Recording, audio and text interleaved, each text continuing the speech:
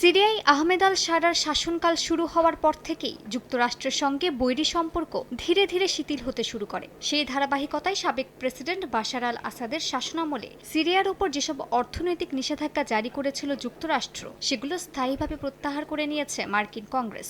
এর ফলে দীর্ঘ যুদ্ধবিধ্বস্ত দেশটিতে বিদেশি বিনিয়োগের পথ উন্মুক্ত হবে বলে ধারণা করা হচ্ছে। মার্কিন সিনেটে স্থানীয় সময় বুধবার বার্ষিক প্রতিরক্ষা বাজেট সংক্রান্ত একটি বড় আইনের অংশ হিসেবে 2019 সালের সিজার অ্যাক্ট বাতিল করা হয়।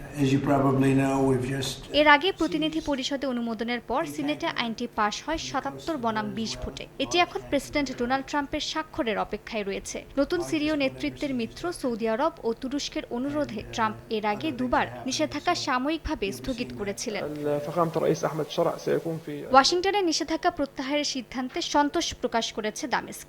দেশটির পররাষ্ট্রমন্ত্রী আসাদ আল শাইবানি জানান, এই ভোট সিরীয় জনগণের প্রতি মার্কিন কংগ্রেসের সমর্থনের বার্তা এবং বিশ্ব সম্প্রদায়ের সঙ্গে নতুন সহযোগিতার দুয়ার খুলে দিবে। মার্কিন সিনেটর জিন শাহিন বলেছেন, এই সিদ্ধান্ত সিরিয়ার পুনর্গঠনের জন্য নির্ণায়ক মোড় হবে, যা আইএসকে দুর্বল করবে এবং ইরানের প্রভাব সীমিত করতে সহায়ক হবে।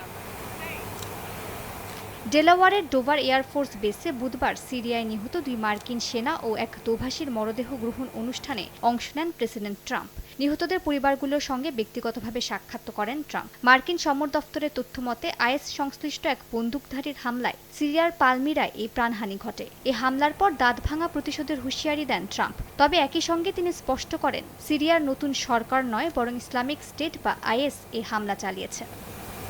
মালিহা সুহরওয়ার্দী, সময় সংবাদ।